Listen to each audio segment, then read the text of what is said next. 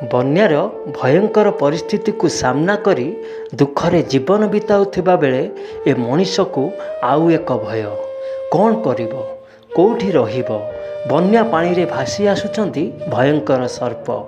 ଏ ମଣିଷ ଭଳି ସେମାନେ ବି ଭାସିଯିବା ଭୟରେ ଖୋଜୁଛନ୍ତି ବଞ୍ଚିବାର ରାହା। ଆଶ୍ରା ଭାବି ରହିଯାଉଛନ୍ତି ଯେଉଁଠି ରହୁଛନ୍ତି ଏ ମଣିଷ।